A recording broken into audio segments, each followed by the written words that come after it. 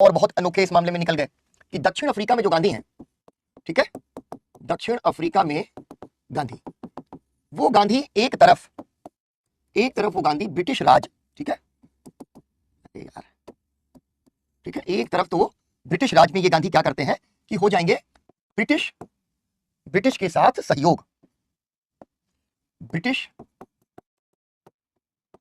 सरकार के साथ सहयोग, और दूसरी तरफ उनका रहेगा ब्रिटिश सरकार के विरुद्ध संघर्ष।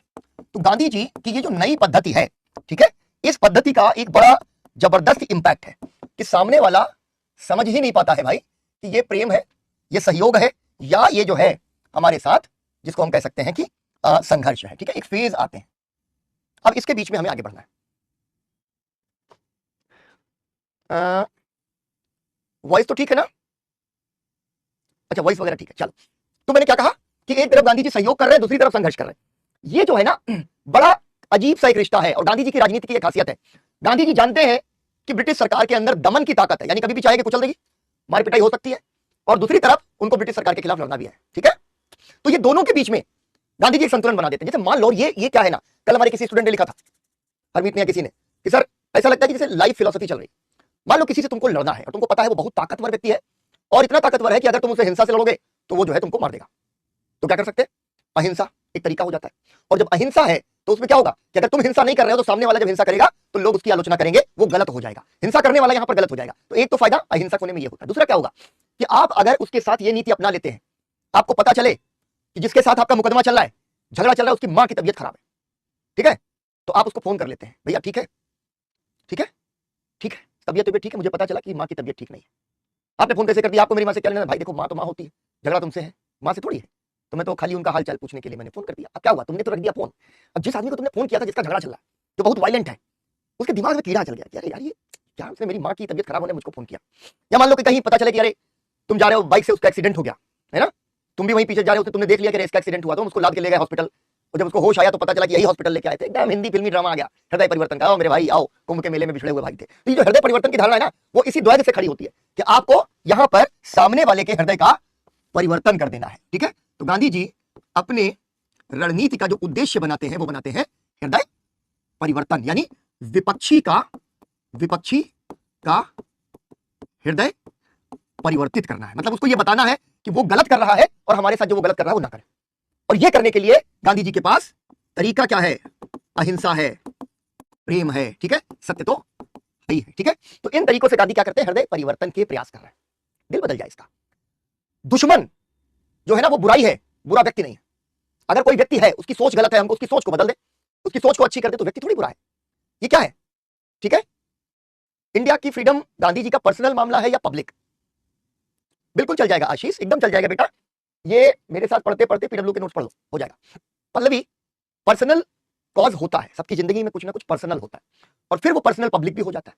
गांधी जी की जिंदगी में पर्सनल क्या है कि प्रिटोरिया जाते समय अगर गांधी जी को ट्रेन से निकाल नहीं दिया जाता तो शायद गांधी जी को इस रंगभेदी चरित्र का पता ही नहीं चलता।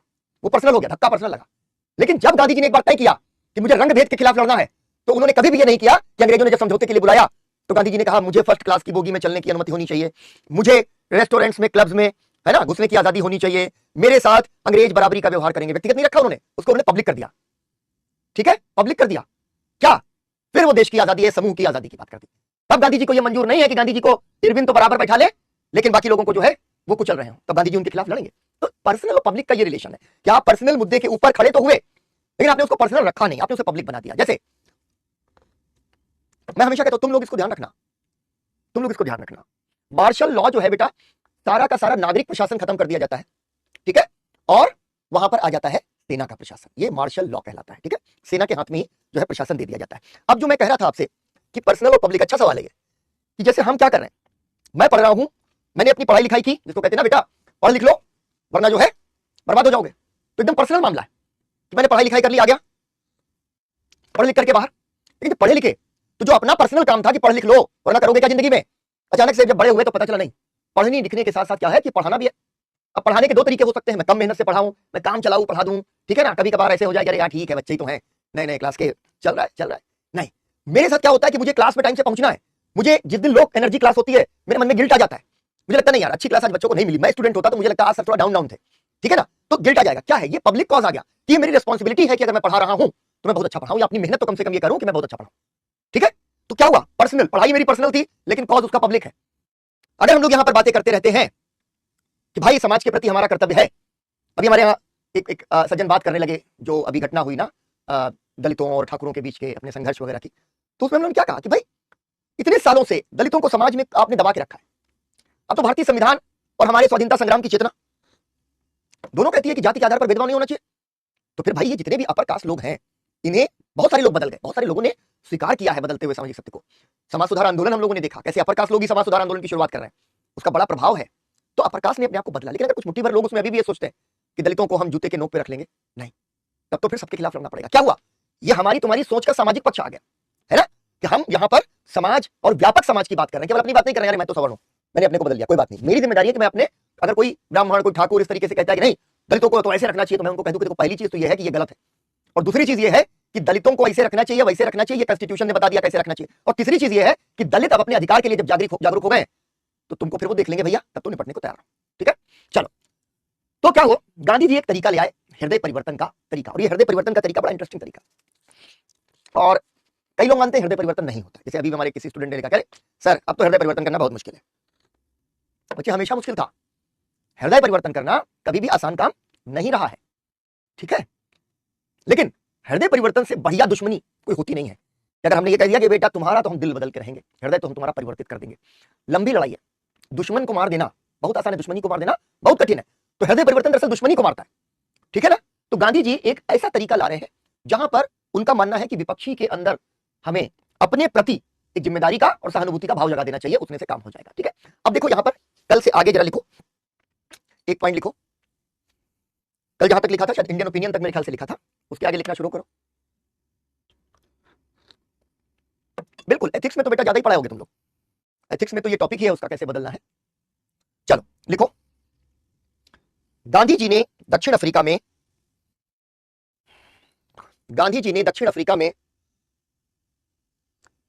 एक तरफ ब्रिटिश सरकार से सहयोग और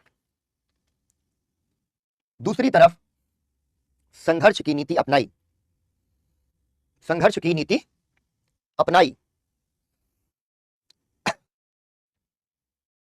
दरअसल गांधी जी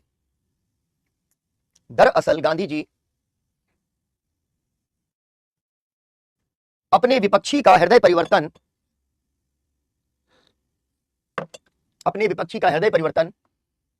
करने में विश्वास रखते थे, पूर्ण विराम। हृदय परिवर्तन की अवधारणा में अपने प्रतिद्वंदी के हृदय को प्रेम स्नेह और अहिंसा के रास्ते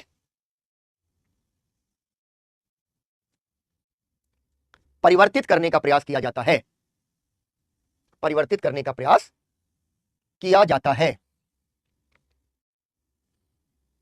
अगला पॉइंट लिखो, अंग्रेजों के साथ सहयोग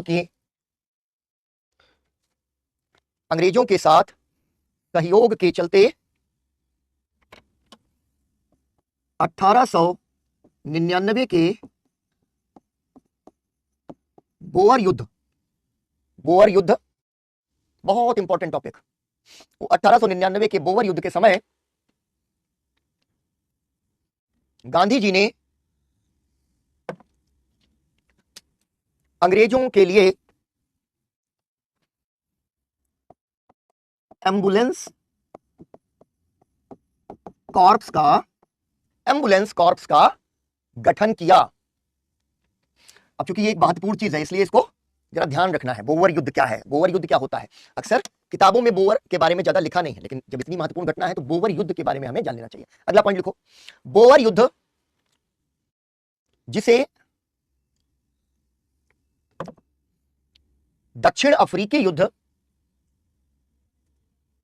या एंग्लो बोअर युद्ध के नाम से भी जाना जाता है।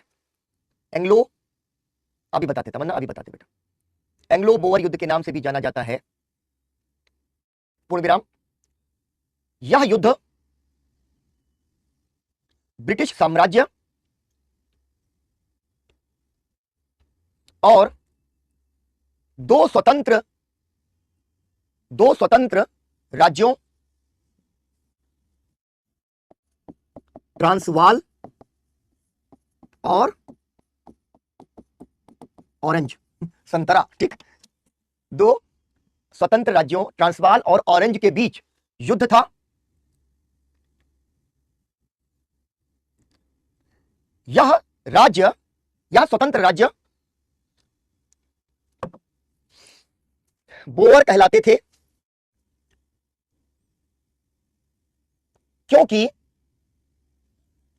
दक्षिण अफ्रीका में बसे हुए, क्योंकि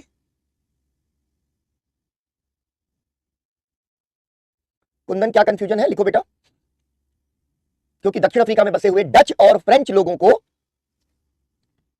बोअर कहा जाता था।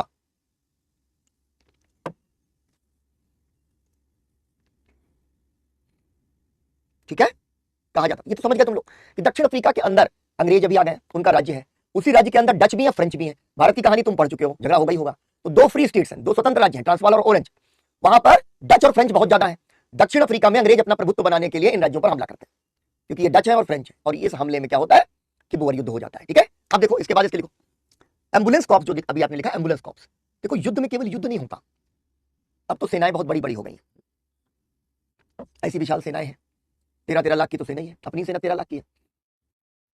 लेकिन उसके पीछे क्या होता है, जो लोग घायल होते हैं उनको लाने के लिए एम्बुलेंस कॉर्प्स जैसी होती है, लड़ने के लिए दूसरे लोग हैं और घायलों को लाने के लिए, बचाने के लिए दूसरे लोग हैं। इस तरीके से वहां पर ये काम किया जाता है।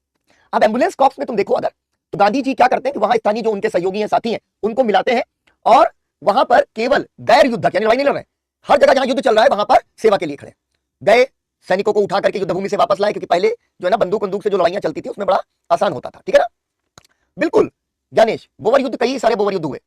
ठीक है, कई सारे बोअर युद्ध होते रहे क्योंकि जगह जगह पर छोटे छोटे प्रभाव क्षेत्र थे, तो वो वहां पर बोअर युद्ध चलते रहते हैं।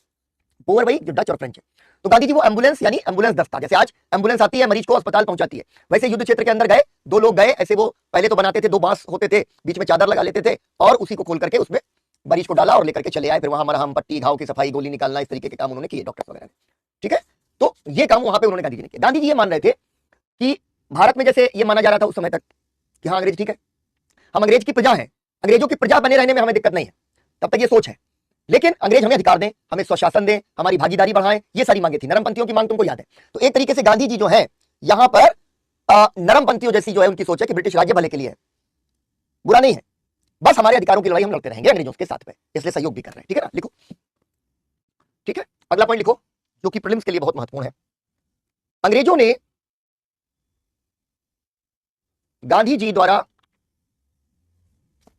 द्वारा किए गए सेवा कार्यों के लिए आगे चलकर उन्हें 1915 में कैसर ए हिंद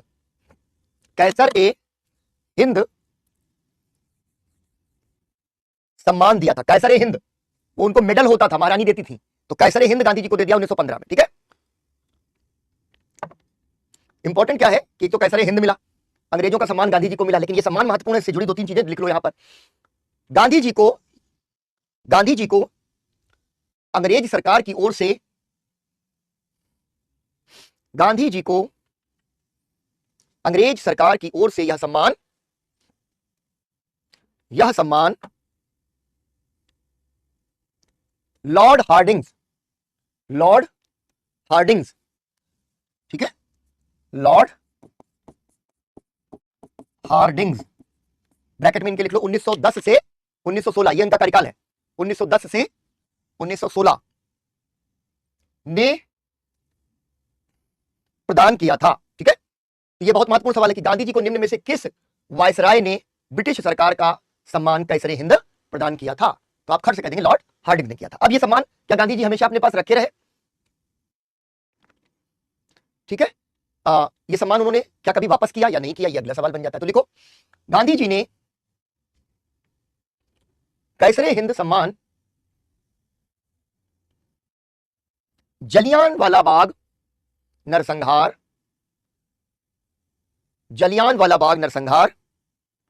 के विरुद्ध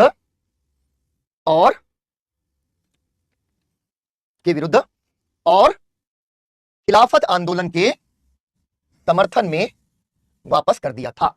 ठीक है, ये हमारे लिए एक और इंपॉर्टेंट फैक्ट हो गया कि कब वापस किया था, तो हमें पता चल गया कि इन वजहों से इसको वापस किया था। अब देखो यहां पर एक चीज और समझ लें, क्योंकि जो हम लोगों ने देखी अभी तक, गांधी जी केवल अंग्रेजों से लड़ाई नहीं लड़ रहे। हमने क्या कहा था? आत्मबल, अपनी नैतिक उन्नयन का प्रयास। नैतिक उन्नयन का मतलब क्या होता है? अपने आप को नैतिक रूप से ऊंचा उठाना, अपने भीतर सुधार। तुमने देखा होगा ना, जगह जगह लिखा रहता है, खुद को बदलो जग बदलेगा। कभी कभी क्या होता है, हम कहेंगे हम सुधार करेंगे, बगल वाले ठीक से बैठो, तुम भी ठीक से बैठो, बगल वाले का सुधार शुरू हो गया, सीधे से बैठना है आपको, जगह जगह नहीं घेरनी है। और उसके बाद में आप जो है खुद को नहीं बदल रहे, केवल बगल वाले को बदल रहे। ठीक है ना? 1919 में बेटा आशीष, 1919 में जलियांवाला बाग हो चुका है, इसलिए मैंने वो डेट नहीं लिखाई। ठीक है, तो कहा जाता है ना कि जब ऐसे किसी पे उंगली उठाते हो तो 4 उंगली तुम्हारी तरफ भी होती है ना। ठीक है ना? अंगूठा भी अगर मोड़ लो तो एक उंगली तुमने सामने वाले की तरफ उठाई तो तुम्हारी तरफ 3 उंगली, एक अंगूठा तुम्हारी तरफ भी है। तो इससे क्या होगा? कहा जाता है कि आप अपने गिरेबान में झांकिए, अपने को बदल लो। अगर हम ये कहते हैं, जैसे मैं तुमको बताऊं, मेरा बेटा है तो वो स्कूल जाता है, तो वहां पर कुछ बच्चे हैं जो अभी क्लास 6 में, अपने मतलब उधर से जहां से भी इन्फ्लुएंसर्स होते हैं, गालियां देते हैं, आपस में बात करते हैं, यार थोड़ा बड़ा हो जाऊं तो सिगरेट पीऊंगा, ये करूंगा। तो आता है बताता है कि यार ऐसे ऐसे होता है, और ऐसी बातें करते हैं, ऐसी गंदी बातें बोलते हैं स्कूल के अंदर। तो देखो बेटा, ऐसा है, समाज यही समाज है, और इस समाज के भीतर हमें केवल और केवल अपनी जिम्मेदारी लेनी। अगर कोई कहता है गाली दे रहा है, कोई गाली दे रहा है, तो हमें पलट के गाली देनी है, तो गाली देने वाले 2 हो जाएंगे। अगर कोई गाली दे रहा है और हम ये समझते हैं कि गाली देना बुरा है, तो हम गाली नहीं देंगे, तो गाली देने वाला एक ही रह जाएगा। तो हम अपनी जिम्मेदारी ले लें। ठीक है ना? बिल्कुल बेटा, वो करीब 12 साल का 12 साल का है। तो यहां पर हमने क्या देखा कि हम क्या कह रहे हैं कि अभी आपको जो है क्या करना है, आपको उसी शैली में रिटेलिएट नहीं करना है। यानी जिस शैली में सामने वाला आपसे लड़ रहा है, आप उस शैली में उससे लड़ना छोड़ दीजिए। वैसे क्या होगा ना, सामने वाला निहत्था हो जाएगा। जैसे कोई आ रहा है सामने से, तुम गाड़ी से जा रहे हो और गाड़ी ऐसे जो है आपस में थोड़ी सी लग गई, हल्की सी भी लग गई, तो होता क्या है कि आमतौर पर लोग तेरी ऐसे ऐसे करके, और गाड़ी में इधर से भी वो निकला और उधर से भी वो निकला, और दोनों जाके दूसरे पकड़ लिए, गिरेबान हमारा 2-2 मुक्का। उसके बाद जो ताकतवर है उसकी बल्ले बल्ले। लेकिन और ये टेस्टेड है, ओके, टेस्टेड टाइप एक्सपीरियंस है, तुमको मैं बता रहा हूं। अगर आपने जैसे सामने वाले ने ऐसे किया, आपकी तरफ देखा, वैसे अगर आप हल्का सा मुस्कुरा दिए, थोड़ा सा मुस्कुरा दिए, तो सामने वाला निहत्था हो गया, क्योंकि वो तो एग्रेशन के साथ आ रहा था। आपने क्या किया? सुई चुभो दी उसके सारे एग्रेशन के अंदर। अब वो क्या करेगा? एक हंसते मुस्कुराते या सॉरी बोलते हुए आदमी को आकर मुक्का मारेगा? नहीं मार पाएगा। अब सबके दिल के भीतर कहीं ना कहीं कुछ नैतिकता है, तो आपने निहत्था कर दिया। तो गांधी जी यहाँ पर क्या कर रहे हैं? उनको निहत्था किए दे रहे। दोस्तों एक आखिरी बात समझ लो, तो गांधी जी की शैली इसलिए अंग्रेजों के लिए कठिन है, क्योंकि गांधी जी से निपटे कैसे, ये सबसे बड़ी चुनौती है। अब आगे चलेंगे जब तो तुम लोग देखेंगे, और ये तुम्हारी लाइफ फिलॉसफी है। दूसरी चीज क्या है? गांधी जी क्या करें? खुद को बदलना है। ठीक है ना? तो गांधी जी के यहां एक जो निरंतर प्रक्रिया चल रही है, वो क्या चल रही है? एक तो सुधार की प्रक्रिया चल रही है कि भाई अपने आप को हमें बदलना है, उसका एक पूरी दृष्टि है। दूसरी चीज क्या है कि उन्हें सेवा के काम करने, ठीक है, जनता की प्रत्यक्ष सेवा आपको करते हुए दिखना चाहिए। तो सेवा है और सुधार है, ये दोनों चीजें भी बड़ी महत्वपूर्ण होती हैं। अभी बात चली हम लोगों की जाति व्यवस्था के संबंध में। गांधी जी ने दक्षिण अफ्रीका में यह कहा कि भारत में जो जाति व्यवस्था है उसका सबसे घिनौना रूप छुआछूत है। छुआछूत समझ लो बच्चे, मतलब हिस्ट्री एक दृष्टि देती है, और जो हिस्ट्री पढ़ता है वो दृष्टा हो सकता है। ठीक है, ये बात मेरी ध्यान रखना, आपको जिंदगी देने का फिलॉसफी है इतिहास। तो गांधी जी कहते हैं कि भैया जो छुआछूत है वो जाति व्यवस्था का सबसे घिनौना रूप है। क्या होता है छुआछूत? तुम लोग जानते हो। ठीक है, पहले क्या होता था कि जो अंत्यज जातियां होती थी एंशिएंट इंडिया में, तुमने पढ़ा होगा, 4 वर्ण, ब्राह्मण, क्षत्रिय, वैश्य, शूद्र। ठीक है, और 4 वर्णों से भी जो बाहर, वो अंत्यज, पंचमकार या अंत्यज और पंचमकार वो लोग थे जो ऐसे काम करते थे समाज में जिनको ऊपर बैठे लोग जो है ना, ब्राह्मण क्षत्रिय, उसको गलत काम या गंदा काम समझते थे। ठीक है ना? क्या गंदा काम है? भैंसे की खाल उतारना, जानवरों की खाल उतारना, चमड़े का काम करने वाले लोग। ठीक है, कोट अनकोट, जिसको आज हम चमार जाति कहते हैं। चमार यानी चर्मकार। तो वो चमड़े का काम कर रहे हैं किसके लिए? समाज के लिए ना, चमड़े का काम कर रहे हैं। ठीक है, कि पता चला ये ऐसे बैग लगाया हुआ है पूरा भिश्तियों वाला, जो पानी डाला जाता है। ठीक है, सड़कें जो है धूल ना उड़े, भिश्ती पानी डालने चमड़े के बैग से। चमड़े का बैग बेचारे ये जो है ना, पंचमकार जातियों में से कोई जाति निकालेगी, धूल आपको नहीं लगेगी, आपको ये सुविधा चाहिए, लेकिन उस सुविधा के लिए जो भैंस के ऊपर या भैंसे की जो खाल निकाल रहा है वो अछूत है, वो दूर है। गांव के अंदर बाहर रहोगे एकदम, मतलब एकदम पेरीफेरी पे, किनारे, और वहां के लोग मेन शहर में नहीं आ सकते या मेन गांव में नहीं आ सकते। उनकी सड़कें बंद है, कुछ सड़कों पर वो प्रवेश नहीं कर सकते। मंदिर में तो बात ही छोड़ दो, तालाब और कुएं का पानी नहीं ले सकते। उनके तालाब और कुएं अलग हैं, गंदे लोग हैं, मैले लोग हैं। क्या करते हैं? तुम लोगों ने नहीं देखा होगा, तुम लोग उस जनरेशन में पैदा हुए हो जहां शूशू पॉटी गए और सिस्टम का बटन दबाया, फ्लश हो गया, बात खत्म। कहां गया हमें नहीं पता, आंखें बंद कर ली हमने। कहां गया? हमारी गंगा मैया में, यमुना मैया में, ठीक है, गोमती में, सरयू में पानी गया, अपना मल ही प्रवाहित कर दिया हमने। लेकिन चलो, इसके इन्वायरमेंटल कंसर्न्स अलग है। लेकिन इसके पहले क्या होता था? मैला ढोने की प्रथा, इसके बारे में सुना तुम लोगों ने? हमने अपनी आंख से देखा मैला ढोने की प्रथा। उसकी जो है अरहर की डंडियों की देखा है, आयुष ने देखा है, ठीक है। ठाकुर का कुआं, बिल्कुल पानी नहीं भरने देंगे।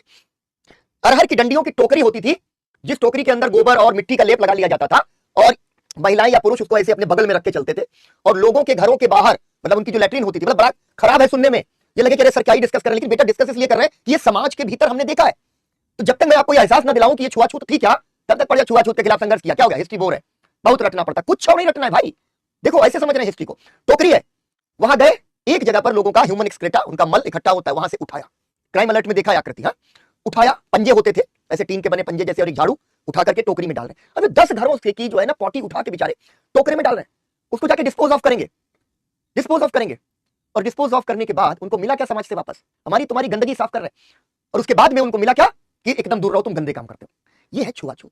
मैंने अपनी आंख के सामने से देखा है, बिल्कुल अपनी आंख के सामने से देखा। कि ये तो चलो मान लो कि जो वाल्मीकि समाज है, जो ये काम करता था किसी जमाने में, या ये हमारे जो चर्मकार हैं, ठीक है, चमड़े का काम करने वाले लोग हैं, ठीक है, कुछ और इसी तरीके के काम होते थे जिनको माना जाता था कि ये ऐसे काम है जो आमतौर पर जिनको बाहर रखा जाना चाहिए समाज से। काम अपने कर रहे हैं, इन्हीं के कर रहे हैं, लेकिन बाहर, ठीक है। तो ये जो छुआछूत है, मैंने अपने आंख से देखा कि इसके अलावा भी जो जातियां, जो दलित हैं, ठीक है, बिल्कुल मर जाना चाहिए। बहुत अच्छा स्टेटमेंट है तमन्ना जो कह रही, गांधी जी ने कहा मर जाना चाहिए ऐसे समाज, यही कहा जो इसने लिखा। उसने कहा ऐसे समाज, गांधी जी ने कहा ऐसे समाज को तो समाप्त हो जाना चाहिए। कि जो दलित जातियों के लोग हैं, उनको मैंने देखा कि घर में आए, जमीन में बैठ रहे, जो पायदान पड़ा वहीं पे जाके बैठ गए, और मेरी माँ चारपाई पे बैठी हुई, भाई वो ब्राह्मण है। फिर मुझे कबीर याद आते, अपनी माँ को कभी कभी सुनाता हूँ कि कबीरदास कहते हैं कि जो तुम बामन ही आए, आ नहीं रहा काहे नहीं है। अगर तुम इतने बिल्कुल विशेषाधिकार लेके पैदा हुए हो, तो भैया जैसे सब पैदा हो रहे हो वैसे काहे पैदा हो रहे हो? कोई दूसरे रास्ते से निकल आते, ठीक है, कान से जो है ब्राह्मणों का जन्म हो गया, तो ऐसा तो नहीं है, लेकिन ये विशेषाधिकार है, ठीक है। बेटा फेक केस हो जाता है, मतलब मैं ये समझता हूं हर जगह है ममता, हर जगह छुआछूत है बेटा। देखो भाई, पल्लवी ने लिखा कि कैसे जो खाना जो है जूठन छूट जाती थी वो खाते थे। मान लो कभी जूठन नहीं भी छूटती थी, बचा हुआ जो खाना होता था वो खाना दे दिया जाता था कि जाओ भैया बासी खाना रखा है, जाओ उनके यहाँ दे आओ जाके, बासी खाना वो खाएंगे, ताजा खाना हमको खाना है, ठीक है ना। चलो, तो प्रदीप ये जो तुम कह रहे हो बेटा कि फेक केस हो जाते हैं, जरूर हो जाते हैं, हमको पता है, या पलट के केसेस, फेक केसेस भी बहुत से हो जाते हैं, लेकिन फिर भी चलो खैर। तो गांधी जी दक्षिण अफ्रीका पहुंचे, उन्होंने कहा सुधार हम अपने अंदर बदलना पड़ेगा, और वो संघर्ष जो है छुआछूत के विरुद्ध वहां पर शुरू हो गया। और गांधी जी यहां पर क्या कर रहे हैं कि गांधी जी अपना पखाना अपने हाथ से साफ करना है, ठीक है, बिल्कुल कावेरी, उसके ब्रांड के प्रोडक्ट्स आ गए, ठीक है, होने लगे हैं ज्ञानेश, बिल्कुल होने लगे हैं, लेकिन फेक केसेस की जो संख्या है वो रियल केसेस की संख्या में बहुत कम है बच्चे। डे टू डे, दिन दिन दैनंदिन जिसको कहते हैं ना, आप एक मिनट, मतलब मैं कहता हूं कि क्या होता है एक दिन के लिए, आप ये सोचिए कि आपको आपकी जाति की वजह से नीचा देखना पड़ रहा, ठीक है ना, नीचा देखना पड़ रहा, बिल्कुल बिल्कुल। एजाज मेहंदी, रवीश की एक डॉक्यूमेंट्री जिसमें वो है कि वहां के नीचे बैठ जाता, रवीश कहते हैं ऊपर बैठो, कहता नहीं यही ठीक है, रवीश कहते हैं अगर यहां नहीं बैठोगे मैं चला जाऊं, क्योंकि उसको पता है कि वो ठाकुर साहब के सामने वो जो है ना जमीन में बैठेगा। तो ये समाज को बदलना, ये किसी की आलोचना नहीं है, इसका अर्थ ये नहीं है कि कोई कहेगा अपर कास्ट बुरा है, नहीं, अपर कास्ट को बदलना होगा, समाज में समानता लाने के लिए जो है हमें बदलना होगा, ठीक है ना। तो यहां ये चीज हमें ध्यान रखनी है। अब इसमें लिखो जरा, गांधी जी जब पहुंचते हैं दक्षिण अफ्रीका, तो अब इसमें एक और बुलेट पॉइंट लिखो, सैम स्पीड से कितना पढ़ा दें, स्पीड से कितना पढ़ा दें। पल्लवी, दूसरे देशों में मार्जिनलाइजेशन के या हाशिए पर धकेलने के दूसरे तरीके हैं, वहां जाति नहीं है, ठीक है, जाति नहीं है। या फिर ये कभी कभी बहुत जरूरी होता है कि बात करते हुए आप किसी टॉपिक को समझें, ठीक है, इसलिए उसको देखना जरूरी हो जाता है। चलो अब लिखो, बिल्कुल इसीलिए मैंने कहा जो भूमिका ने लिखा कि यहां किसी की आलोचना नहीं है कि ब्राह्मण होना, ठाकुर होना, तो इसका मतलब आप जातिवादी नहीं, मतलब ये कहना समाज को बदलने, उसे सुधारने के क्रम में ही अपनी आलोचना है, अपने समाज की आलोचना है, ठीक है। चलो अब लिखो अगला पॉइंट, दक्षिण अफ्रीका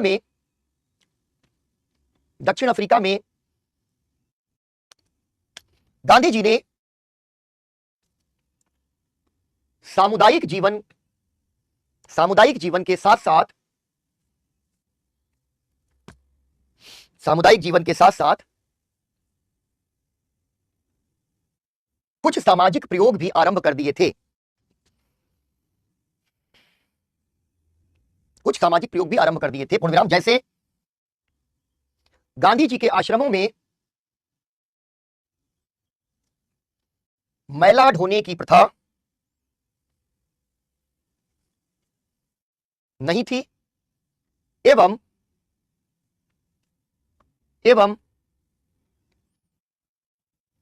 सभी लोगों को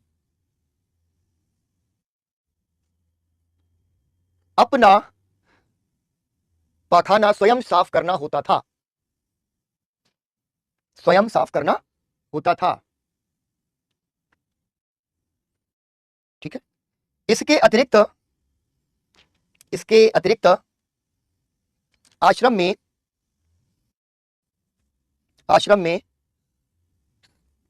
किसी प्रकार का भेदभाव वर्जित था और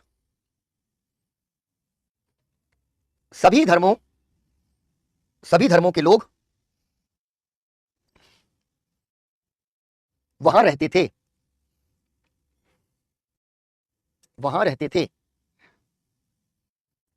अगला बुलेट पॉइंट, इस प्रकार गांधी जी ने दक्षिण अफ्रीका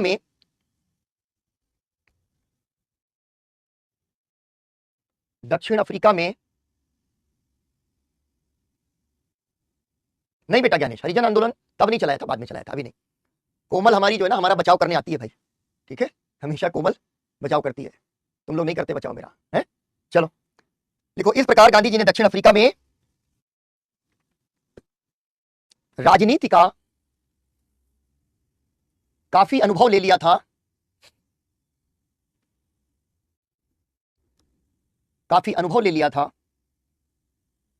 संगठन एवं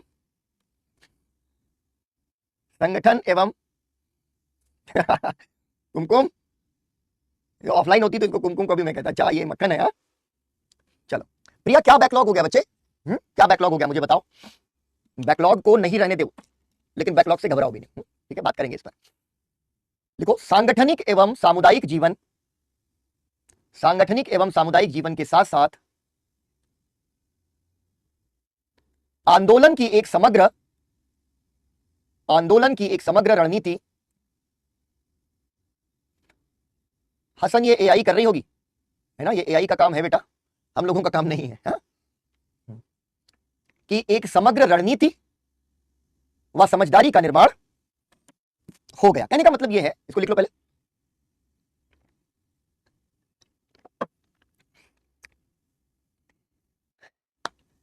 ये सब कहानी ज्ञानेश अभी आगे आएगी बेटा, अभी इस पे नहीं उलझना है।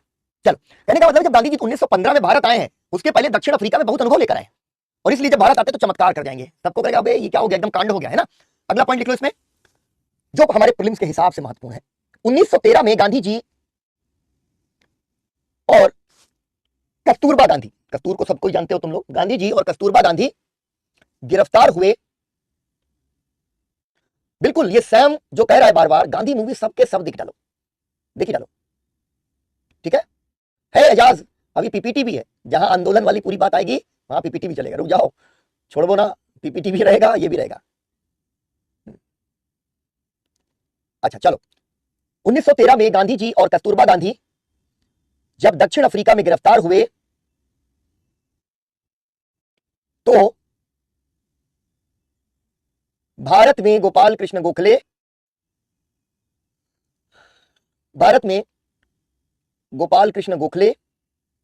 ने पूरे देश का दौरा किया। ये इंपॉर्टेंट बात है, 13 में, गांधी जी भारत में नहीं है, गांधी जी कहां है, दक्षिण अफ्रीका में, गिरफ्तार हुए। किसने दौरा किया? सवाल बन सकता है कि 1913 में दक्षिण अफ्रीका में गांधी जी की गिरफ्तारी के मुद्दे पर किस एक नेता ने देश भर का दौरा किया? गोपाल कृष्ण गोखले। वहां पर अगर तिलक और एनी बेसेंट आ जाएंगे तो आपको तो गड़बड़ होगी, इसमें कौन होगा, यही लोग होंगे, नहीं, गोखले हैं, ठीक है। इसके बाद लिखो, तत्कालीन वायसराय लॉर्ड हार्डिंग्स ने इस गिरफ्तारी की निंदा की। एक वायसराय यहां का जो अंग्रेजों का वायसराय है, दूसरी जगह पर जो अंग्रेजों की सरकार है उसमें गांधी जी की गिरफ्तारी की आलोचना कर रहे हैं। ठीक है। बिल्कुल बेटा, गांधी मूवी बहुत बढ़िया मूवी। रिचर्ड एटनबरो आए भारत और कहा कि हम पिक्चर बनाना चाहते हैं। नेहरू जी से आकर मिले, नेहरू जी से आइडिया शेयर किया, नेहरू जी ने कहा बनाओ। 12 साल लग गए रिचर्ड एटनबरो को पिक्चर बनाने में, लेकिन वो फिल्म जो है ना अमर हो गई है। और वहां जो उसमें गांधी बन गया वो भी अमर हो गया, बेन किंग्सले। ठीक है, कभी कभी जो गांधी बन गया वो अमर हो गया, बेन किंग्सले को इसीलिए जाना जाता है। ठीक है, हाँ बेटा, जूनी एक ही चल रही है। चलो अब देखो जरा एक चीज, आखिरी एक छोटी सी कहानी सुने फिर आगे बढ़े। तो गांधी जी ने कहा कि सब लोग अपना जो है ना जो पखाना है अपने आप साफ करेंगे। अब गांधी जी का जो घर था उसी पूरे उनके आश्रम के भीतर, उसमें एक ब्लैक आ गया। ब्लैक से मतलब एक अश्वेत अफ्रीकी व्यक्ति आया, उसने वॉशरूम को यूज किया। अब आज की तरह तुम्हारा सिस्टम नहीं है कि सब निकल गया, भैया सब वही इकट्ठा है जिसने वॉशरूम की यूज किया है। अगर 2 नंबर गया तो सब इकट्ठा है। तो कस्तूरबा ने कहा कि हम अपना तो ठीक है, लेकिन भैया हम ये सब नहीं करेंगे, दुनिया भर के लोगों का हम जो है ना ये गंदगी साफ नहीं करेंगे। गांधी जी ने कहा कि देखो भाई नियम तो नियम है, करना तो पड़ेगा, तो करो। इस पे हो गया झगड़ा। झगड़ा इतना हो गया कि गांधी जी ने कस्तूरबा का पकड़ा हाथ और कहा कि घर से निकल जाओ। तो कस्तूरबा ने कहा कुछ तो शर्म करो। कस्तूरबा डरती वर्ती नहीं थी, डरती वर्ती नहीं थी। उन्होंने कहा कुछ तो शर्म करो, भी बाहर आश्रम वाले लेकर जान जाएंगे ना तुम्हारी नाक कट जाएगी। तब गांधी जी समझ गया कि हाँ नाक तो कट जाएगी, तब अंदर है। लेकिन क्या है कि झगड़ा दोनों के बीच में हो रहा था। ठीक है, इस चीज को लेकर, लेकिन रिफॉर्म भी उसके साथ हो रहा है। अब आ जाओ जरा इंडिया चलो। अब देखो भारत आ गए गांधी जी, दक्षिण अफ्रीका से अनुभव लाए हैं, समझ लाए हैं और नए नए शस्त्र लाए हैं, यानी सत्याग्रह जैसे। अब आ गए भारत, हमने क्या कहा 1 साल का मौन, 1 साल का मौन रख लिया, मौन रख लिया। अब क्या करें? तो भारत के भीतर तो ये एकदम स्वाभाविक था कि ये जो शोषण है, दमन है, इसकी वजह से तमाम सारे मुद्दे हमारे थे ही थे। गांधी जी को कहां जाना चाहिए, गांधी जी को किस मुद्दे को उठाना चाहिए? ठीक है, तो गांधी जी मौन तोड़ पाए उसके पहले एक आदमी उनके पीछे पीछे लग गए। हाँ, लड़ाई वाला सीन भी है मूवी में, सब है, मियां बीबी में झगड़ा। हाँ, यहां पर बिहार के अंदर, ठीक है, एक जगह है चंपारण, सबके सब चंपारण जानते हो। चंपारण में क्या था कि नील की खेती करवाई जाती थी। नील की खेती होती थी, और जो नील की खेती होती थी उस खेती में बहुत शोषण था। ठीक है, उस पूरी नील की खेती को कहा जाता था, उस पर एक नियम बना दिया गया था कि आपको अपनी जमीन के 3/20 भाग पर नील उगानी है। ठीक है, और इसी को कहते थे 3 कठिया, कट्ठा, बिहार में बोलते हैं आज भी कट्ठा, तुम लोग जो है सुनते होगे। राजकुमार शुक्ला, बिल्कुल बिल्कुल बिल्कुल, कट्ठा। शाजिया देखो चंपारण से है, भितरहवा आश्रम है वहां चंपारण के अंदर, है ना, भितरहवा। तो 3/20 भाग पर, 3/20, एक कट्ठे के 3/20 पर, ठीक है, आपको खेती करनी पड़ेगी नील की। अब नील की खेती का क्या दिक्कत होता था, नील बहुत ड्राई है और वाटर कंज्यूमिंग क्रॉप है, यानी पानी बहुत सोख लेती है। तो आपने एक हिस्से पर नील अगर लगा दिया तो क्या होगा, पानी सोख रही है तो बाकी की बाकी जमीन बंजर हो रही है, और जब जमीन बंजर हो रही है तो फिर लोगों की स्थिति खराब होती चली जा रही है। अब देखो फर्क देख लो यहां पर क्या होता है। ठीक है ना, बिल्कुल यूपी में भी, जो ईस्टर्न यूपी है उसमें कट्ठा बोलते हैं। तो ये 3 कठिया नील की खेती कर रहे हैं, कौन करवा रहा है, निलहे। ठीक है, निलहा, उनको कहा जाता था कि निलहा करवा रहा है। निलहा कौन है, निलहा जो है नील की फैक्ट्री का मालिक है, नील की फैक्ट्री का मालिक। ठीक है, तो निलहे मजबूरी में इनको करनी पड़ रही है ये खेती, क्योंकि निलहे वो खेती करवा रहे हैं, और बहुत भयानक शोषण है, एकदम दुर्भिक्ष जैसे हालत है। ठीक है, एकदम भूखमरी, अकाल और भूखमरी जैसी स्थिति है। ठीक, अब यहां पर गांधी जी के पीछे पीछे पीछे पीछे 1915 से एक आदमी लग जाता है, राजकुमार शुक्ल, जिनका नाम अभी बच्चों ने लिखा। ठीक है, और राजकुमार शुक्ल अपने आप नहीं लिख पाते थे, तो एक थे पीर मोहम्मद मुनीश, पीर मोहम्मद मुनीश, उनसे वो चिट्ठी लिखवा के लाते थे, और चिट्ठी लिखवा करके ले जाते थे नेताओं के पास। सारे बड़े नेताओं ने कहा कि इट इज जस्ट पेटी लोकल इशू, कौन जाएगा वहां, लोकल इशू है, हम राष्ट्रीय स्तर के नेता हैं। तो लोग गए नहीं, बड़े बड़े नेता नहीं गए। गांधी जी को जब राजकुमार शुक्ल ने अंततः मना लिया कि आप एक बार आके स्थिति तो देखिए, तो गांधी जी पहुंच गए चंपारण। और चंपारण जब गांधी जी पहुंचे तो एक नई राजनीति की शुरुआत है। क्यों, अभी तक हम लोगों ने क्या देखा था, नरमपंथी बात तो किसानों की कर रहे हैं, लेकिन उनके जैसे नहीं है, उन तक पहुंचे नहीं है। गर्मपंथी कर न चुकाने वगैरह का अभियान कर रहे हैं, लेकिन जनता को उससे अधिक जो है उससे जुड़ाव नहीं बना पाए। भाई तिलक महाराज 15 में राजनीति में तरीके से वापस आए, और 20 होते होते वो स्वर्गवासी हो गए, वो नहीं रहे, तो उनको बहुत समय नहीं मिला। तो अभी क्या है, गांधी जी पहली बार जनता के बीच पहुंच गए, क्षेत्रीय इशू एकदम लोकल। ठीक है, 3 कठिया का मुद्दा है, नील किसानों से जुड़ा हुआ है और निलहे के अत्याचार से जुड़ा हुआ। तो गांधी जी ने एकदम राजनीति बदल दी, और यहां गांधी जी ने अपना सत्याग्रह का पहला प्रयोग कर दिया। सत्याग्रह का पहला प्रयोग यही था कि भैया हमारा एक सत्य है, सत्य का एक आग्रह है। तो ये पहला मुद्दा यहां पर हमारा बन गया कि कैसे गांधी जी जो है एक स्थानीय से लगने वाले मुद्दे पर, बिल्कुल स्थानीय से लगने वाले मुद्दे के ऊपर गांधी जी गए और जाकर के बैठ गए। दूसरा मुद्दा वो है अहमदाबाद। यह मुद्दा क्या था, यह है श्रमिकों से जुड़ा हुआ मुद्दा ना, यह है किसानों से जुड़ा हुआ मुद्दा। ठीक, और दूसरी जगह पर जहां गांधी जी जा रहे हैं यह है श्रमिकों से जुड़ा हुआ मुद्दा या मजदूरों से जुड़ा हुआ मुद्दा। अहमदाबाद, अहमदाबाद में एक मिल है, सूती मिल, और वो सूती मिल अंबालाल साराभाई की है। और गांधी जी यहां पर इनके जो मजदूर हैं उन्हें प्लेग बोनस नाम से एक बोनस मिलता था। और महंगाई बढ़ गई, लेकिन प्लेग भी खत्म हो गया। 1896 में प्लेग हुआ था, प्लेग खत्म हो गया तो बोनस भी खत्म हो गया, ठीक है ना। बोनस भी खत्म होने लगा। मालिकों ने कहा हम प्लेग का बोनस क्यों दे, तो भाई मजदूरों ने कहा या तो प्लेग का बोनस दो या तो बोनस दो। भाई कुछ कुछ हमारे जो है ना, हमारी आय तो बढ़नी चाहिए ना, हमारा जो मजदूरी है उसको तो बढ़ाना चाहिए आपको, आप नहीं बढ़ा रहे। इस चीज को लेकर विवाद हुआ तो गांधी जी यहां पर जाकर के बैठ गए मजदूरों की तरफ से। और मजेदार बात क्या है कि गांधी जी की ताकत, मैंने क्या कहा, हृदय परिवर्तन तरीका उनका, कि अंबालाल साराभाई की बहन अनुसुईया साराभाई गांधी जी की तरफ से लड़ रही। आगे बहन उसने बोली भैया मेरे गलत कर रहे हैं, मैं जानता हूं। गांधी जी ने उसको समझाया कि भैया गलत कर रहे हैं, भैया को बदल देंगे, भैया चिंता ना करो, भैया से झगड़ा नहीं करने आए, ठीक है, अभी यहीं आराम से रहो। तो भैया अनुसुईया साराभाई उनके साथ आ गई। थोड़े दिन में अंबालाल साराभाई भी गांधी जी के चेला हो गए। तो गांधी जी की खासियत क्या है कि गांधी जी जिससे लड़ते हैं उनका अपना हो जाता है। जब दक्षिण अफ्रीका से वो आ रहे थे तो जो नटाल प्रांत का गवर्नर था वो उनको बंदरगाह तक छोड़ने आया, और वहां पर गांधी जी उसके लिए लाए थे चमड़े की बनी हुई चप्पल जो उन्होंने जेल में बनाई थी। बोले कि ये हम आपको गिफ्ट करना चाहते हैं। तो उसने देखा दुनिया में सब हमको महंगे महंगे सामान गिफ्ट करते हैं, ये हमको जो है ना गांधी जी ये चमड़ा बनी हाथ से चप्पल दे जा रहे हैं। चप्पल ले ली उन्होंने और वहां पर उसने भाषण दिया। उसने कहा कि देखिए इस आदमी ने हमको बहुत परेशान किया है, मैं बहुत प्रसन्न हूं कि आप जा रहे हैं, हंसते हुए उसने कहा। और उसने कहा कि मैं भारत की अंग्रेज सरकार को मुबारकबाद देना चाहता हूं कि भाई साहब गांधी जी अब आपके यहाँ आ रहे हैं, जाइए, ठीक है ना, परेशान करें। और वो परेशान करने करना। तो यहां पर क्या है कि जो है एक सूती मिल का मुद्दा है, सूती मिल का मुद्दा है, श्रमिकों से जुड़ा हुआ मुद्दा है, और क्या है, प्लेग बोनस से जुड़ा सवाल है।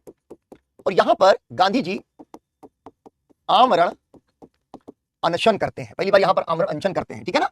और सबसे बड़ी चीज है ये कि मजदूरों की जो स्ट्राइक होती थी उसमें सबसे बड़ी वृद्धि गांधी जी यहां से करवा के चले आए, लेकिन गांधी जी ने उसके बाद श्रमिकों के आंदोलन में अपना हाथ नहीं डाला, ठीक है।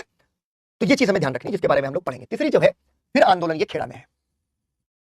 खेड़ा एक बार फिर से जो खेड़ा है वहां पर किसानों से जुड़ा मुद्दा आएगा, यानी दो बार इसमें ये जो है गांधी जी चले गए। एक सवाल जो आपको हमेशा ध्यान रखना है, चंपारण, चंपारण खेड़ा अहमदाबाद ऐसे बोलते हो, अब बोलना शुरू कर दो, चंपारण अहमदाबाद खेड़ा। यानी गांधी जी बिहार आए, बिहार से गुजरात गए, गुजरात से फिर बिहार आए, ठीक है, back to pavilion. Bihar Gujarat Bihar, Bihar Bihar Gujarat नहीं, क्यों? क्रम अगर आपको लगाने को आ जाए कि गांधी जी के इन आंदोलनों का पहले से बाद का सही क्रम क्या है तो आपको ध्यान रखना चाहिए, ठीक है। ये दरअसल है क्या, ये दोनों 1917 है और ये है 1918, ठीक है, ये आपको ध्यान रखना है। तो यहां पर इन तीनों को इस तरीके से आपको रखना है कि चंपारण अहमदाबाद खेड़ा। चलो अब लिखना नहीं शुरू करो, यहां पे तो मैं आऊंगा स्लाइड के ऊपर क्योंकि ये है पूरा फैक्चुअल। चलो अब देखो तीन चर्चित आंदोलन, चंपारण सत्याग्रह। और चंपारण सत्याग्रह के लिए जो सबसे इंपॉर्टेंट सवाल है वो यही है, भारत में सत्याग्रह का प्रथम प्रयोग कहां हुआ, जिस पर एक सवाल सीधा सीधा यूपीएससी ने पूछ लिया है, हुआ चंपारण में। दूसरी चीज क्या हो सकती है, चंपारण कहां स्थित है, सबको पता है बिहार में, लेकिन तिरहुत डिवीजन में स्टेटमेंट के अंदर ये पूछ सकते हैं कि जो है चंपारण बिहार में का एक जिला है, जिला था जो तिरहुत डिवीजन में पड़ता था। अगर स्टेटमेंट का सवाल नहीं भी आए तो तिरहुत पूछ लेंगे कि क्या है, ठीक है। तो तिरहुत डिवीजन में पड़ता है और इसका मुख्यालय क्या था, मुजफ्फरपुर। हमने जैसा बताया किसके खिलाफ यह आंदोलन है, आंदोलन है निलहों के खिलाफ। छोटा सा सवाल कभी पूछ ले, निलहा शब्द का औपनिवेशिक भारत के संदर्भ में क्या अर्थ है, ठीक है। तो नील उत्पादक, यूरोपीय मिल मालिक। दूसरा जो मैंने अभी आपको बताया, 3 कट्ठा 3/20 भाग पर नील उगानी ही उगानी है। दो नाम मैंने लिए, राजकुमार शुक्ल किसान है और पीर मोहम्मद मुनीस ये हैं एक बहुत अच्छे पत्रकार, ठीक है। तो पीर मोहम्मद मुनीस चिट्ठी लिख के देते हैं, राजकुमार शुक्ला दौड़ लगा रहे, गांधी जी के एकदम पीछे पड़े, ठीक है। अब ये ले लो बेटा, ये ले लो, अब ये तो तुम्हारे लिए, इसको तो लिखना ही लिखना है, इसको लिख लो, आखिर में भी टाइम दे दूंगा, लिख लेना। अब यहां पर देखो क्या हुआ, गांधी जी आए, नील के जो फैक्ट्रियां हैं उनके मालिक निलहे, इन्होंने सोचा कि ये आदमी खतरनाक है, इससे जल्दी छुटकारा मिलना चाहिए, तो उन्होंने सोचा जहर खिला दो इनको। तो गांधी जी जहां रुके वहां पे खाना बना रहे थे बत्तख मियां, उनका नाम था बत्तख मियां, बत्तख समझते हो तुम लोग बत्तख। तो बत्तख मियां से निलहे जो थे उनके लोगों ने कहा कि भैया ये जहर की पुड़िया लाए हैं, गांधी जी को जहर खिला दो। लेकिन बत्तख मियां को बहुत पैसा देने को निलहा तैयार थे। बत्तख मियां ने कहा ना, आदमी हमको बहुत बढ़िया लग रहा है, इनको हम जहर वहर नहीं देंगे। बत्तख मियां ने बहुत ज्यादा पैसों का प्रलोभन छोड़ दिया, लालच में नहीं पड़े। अंग्रेज बाद में सोच रहे होंगे कि अंग्रेज जो निलहे थे वो सबसे समझदार थे, आते ही गांधी जी का काम तमाम हो जाता तो ठीक था, ठीक है। तो इन्होंने जहर मिलाने से कर दिया इनकार। अब गांधी जी यहां जब आए तो मैंने एक दिन कहा था ना कि सत्य की खोज करनी पड़ती है। 3/20 बेटा, मतलब जो जमीन का, वो तो तुम मैथमेटिक्स में पढ़ते हो कि जो भी एक मेजरमेंट होता है, एक जो है बीघा, एक कट्ठा, एक एकड़, उसका जितना कुल भूमि है उस भूमि के तीसरे हिस्से 3/20 हिस्से पर आपको खेती करनी पड़ेगी। ठीक है, चलो अब देखो यहां पर गांधी जी आते हैं तो सत्य की खोज करनी है, तो जाएंगे, किसानों की गवाहियां हो रही हैं, जांच पड़ताल हो रही है, बहुत सारे स्टूडेंट्स को बुलाया, भर्ती किया कि भैया पहले हमको जांच पड़ताल करनी है। एक बैलगाड़ी लाई गई, उस बैलगाड़ी पे एक टेबल चेयर रखी गई और बैलगाड़ी पर टेबल चेयर और पीछे पीछे लोग चल दिए कि अब जांच पड़ताल करने के लिए गांधी जी आए हैं। अब गांधी जी आए, माहौल बन गया, और माहौल बनने के बाद में इनको चिट्ठी दी गई। ठीक है, ये घुसे जब चंपारण डिस्ट्रिक्ट में, डिस्ट्रिक्ट मजिस्ट्रेट ने चिट्ठी दी कि वापस लौट जाइए। गांधी जी थे, उन्होंने कहा नहीं, मुझे अपने देश में कहीं भी आने जाने के लिए अंग्रेजों की अनुमति की आवश्यकता नहीं, मैं आऊंगा।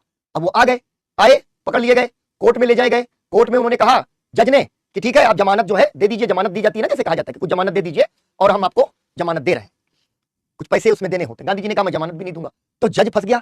जज ने तो इसलिए जमानत दी थी कि आफत छूटे, इतनी भीड़ है, सारे गांव के गांव उमड़ पड़े हैं कि गांधी आ गए हैं, कोई आ गया है हमारी बात सुनने के लिए, लोग एकदम ना पागल हो गए, भीड़ है चारों तरफ, पूरा कोर्ट रूम जो है ना उसको घेर के लोग खड़े हुए। तो जज ने कहा कि ठीक है जमानत नहीं देते हो तब भी छोड़ रहा हूं, ठीक है ना, तब भी छोड़ रहा हूं, जाओ। तो फिर वहां से निकल गए। तो गांधी जी क्या कर रहे हैं, जांच पड़ताल, गवाहियां, किसानों के घरों पर दौरे कर रहे हैं, नए नए लड़कों की भर्ती कर रहे हैं, और जो स्थानीय प्रभावशाली लोग हैं उनको अपने साथ जोड़ रहे हैं कि भाई हमें जरूरत है। तो गांधी जी क्या कर रहे हैं, टीम बना रहे हैं। दक्षिण अफ्रीका का एक्सपीरियंस काम आ रहा है, और यहां पर उनके साथ 2 लोग आए हैं जिन्होंने अपना पूरा जीवन गांधी जी को 1915 में आकर कह दिया कि गांधी जी हमारी जिंदगी का एक उद्देश्य है, वो है आपके साथ रहना। महादेव देसाई और नरहरि पारिक, ये लोग आए हैं चंपारण। चंपारण में कोई मलाई नहीं कट रही है, चंपारण में गांधी जी का एक दृष्टांत है। ये जो महादेव देसाई हैं, इनके बेटे ने लिखा है कि कैसे चंपारण के अंदर 1 रुपया का खर्चा होता था, 1 रुपया का, सबको 1 रुपया मिला था, तो उसमें पतले पतले कंबल आए थे, लेकिन ठंड थी ठीक ठाक, और उस ठंड में गांधी जी वगैरह क्या करते थे कि कंबल ओढ़ते थे, और कंबल के ऊपर गांधी जी कह देते थे अखबार डाल दो, क्योंकि गांधी जी अखबार सारे मंगाते थे, अखबार डाल दे ताकि थोड़ा सा कंबल के ऊपर एक लेयर और आ जाए। तो गांधी जी वहां पर ऐसा नहीं था कि एकदम बढ़िया ठाठ बाट ये वो सब करके वहां पर गए हुए थे कि एकदम है, गांधी जी वहां पर इस तरीके से रहे। फिर वो बताते बरसात आती है, तो बरसात में जो गांधी जी वगैरह ने जहां पर झोपड़ियां बनाई थी, ऐसा नहीं था कि गांधी जी रह नहीं सकते थे। अभी तुम देखना नीचे, जेबी कृपलानी प्रोफेसर है, राजेंद्र प्रसाद बहुत बड़े वकील है, मजहरुल हक बहुत बड़े वकील है, इनकी कोठियां हैं, बंगले, सब जगह रुक सकते थे, लेकिन नहीं, गांधी जी का था नहीं भाई मैं तो झोपड़ी में रुकूंगा, जनता के लिए काम करना है, लोगों के लिए काम करना है।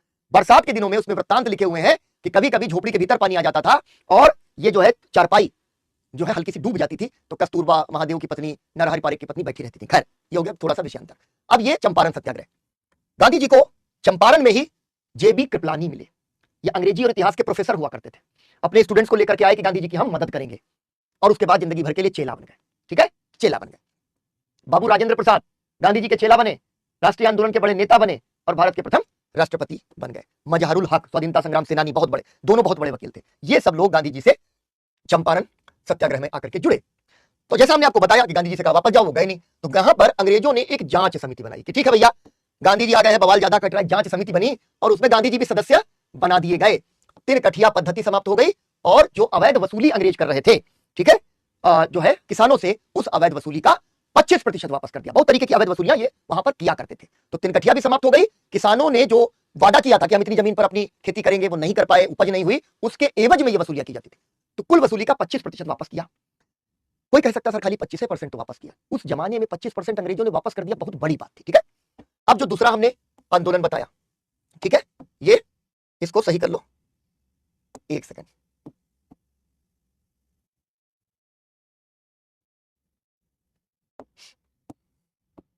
ठीक, मजदूरों और मिल मालिकों के बीच किस चीज को लेकर विवाद था, हमने देखा प्लेग के बोनस को, कि प्लेग खत्म हो गया है, अब बोनस की कोई जरूरत नहीं है। इसको झगड़ा हुआ, झगड़े के बाद उन्होंने, मजदूरों ने कहा कि या तो प्लेग बोनस या 35% वृद्धि हमारी होनी चाहिए। और गांधी जी ने यहां पर पहली बार भारत में आमरण अनशन किया, अहमदाबाद में, वो भी मैंने तुमको अभी बताया कि ये पहला, जैसे पहला सत्याग्रह वो हो गया, वैसे ही पहला आमरण अनशन कब है कि अहमदाबाद मिल सत्याग्रह में। यहां भी क्या हुआ, जैसे यहां जांच समिति बनाई, अंग्रेजों ने यहां भी ट्रिब्यूनल बनाया, और 35% की मांग स्वीकार कर ली गई। कई सारी मिलें हैं, उन मिलों में से मैंने बताया कि एक मिल है अंबालाल साराभाई, और उनकी बहन अनुसुईया साराभाई, ये गांधी जी के साथ आ गई, और गांधी जी के साथ आकर के काम करने लगी अपने ही जो है भाई के विरुद्ध। ठीक है, चलो अब देखो तीसरा आंदोलन, खेड़ा का किसान सत्याग्रह 1918, खेड़ा का किसान सत्याग्रह 1918। तो हमने क्या कहा कि सवाल बनने में एक जो है क्रम लगाने का भी सवाल बनेगा, जो मैंने नीचे यहां पर लिख दिया है। ठीक है, 1917, ये लिख दिया, इस क्रम को आपको ध्यान रखना है। तो आखिर में कौन सा आता है, खेड़ा, गुजरात में खेड़ा जिला है। फसल खराब हो गई है लेकिन लगान माफ नहीं हो रही, और जबरन लगान की वसूली हो रही है। लिख लो बेटा, लिख लो, मैं इधर इधर हो रहा, अच्छा ये वाला लिख लो। ठीक है, मैं 1 मिनट का ब्रेक दे रहा हूं, मतलब ब्रेक क्या दे रहा हूं, तुम्हें 1 मिनट का टाइम दे रहा हूं, लिख लो इसको, फिर आगे बढ़ेंगे। अभी बताता हूं श्वेता, अभी बताता हूं आमरण अनशन।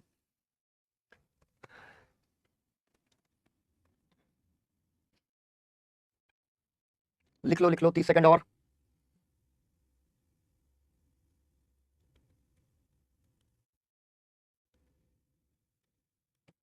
ठीक। अब लिख लिया होगा मेरे ख्याल से। आमरण अनशन क्या होता है बेटा? आमरण, जब तक प्राण नहीं निकल जाएंगे, मरण जब तक नहीं हो जाएगा, तब तक हम अनशन पे बैठे रहेंगे, खाएंगे पिएंगे ही कुछ नहीं। तो आमरण अनशन का यही अर्थ है कि गांधी जी कहते थे अनिश्चितकालीन भूख हड़ताल है, ठीक है। और अनिश्चितकालीन भूख हड़ताल को ही एक तरीके से आमरण अनशन भी कहा जाने लगा कि जब तक मर नहीं जाएंगे तब तक जो है अनशन चलता रहेगा। तो सरकार पर यह सब पर दबाव पड़ता था कि जल्दी जाओ ना मर जाएंगे, ठीक है ना। नहीं बेटा, चंपारण अहमदाबाद के बाद नहीं आएगा, चंपारण सबसे पहला है। सॉरी, ये तो गलत डेट्स लिखी, रुको। चंपारण अहमदाबाद खेड़ा, ये तुम्हारा सही है, इतने में तुमको नहीं परेशान होना है। रुको, इसको तुम यहां पे करो डिलीट, ठीक है। चंपारण अहमदाबाद खेड़ा करो, ठीक है। हाँ, ये यहां पे गड़बड़ लिखा हुआ है, एक सेकंड, ठीक है। ये डेट सही है, लेकिन इसको भी मैं हटाता हूं, ठीक। वो कंफ्यूजिंग भी है, याद करने के लिए भी है, खाली क्रम याद करो, उतना ही आ जाएगा। एक सेकंड बेटा, बस इसको कर दो।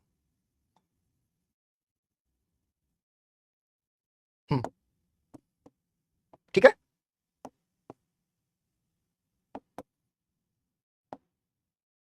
चलो, हाँ, तो अब ये क्या कह रहा हूं, आमरण अनशन की बात आ गई। तो यहां पर क्या है कि फसल खराब हो गई है, लेकिन फसल खराब होने के बाद उसको छोड़ दो, ठीक है। वो याद भी करने के हिसाब से जो है गड़बड़ हो जाएगा, ठीक है ना, उसको वैसे भी छोड़ो।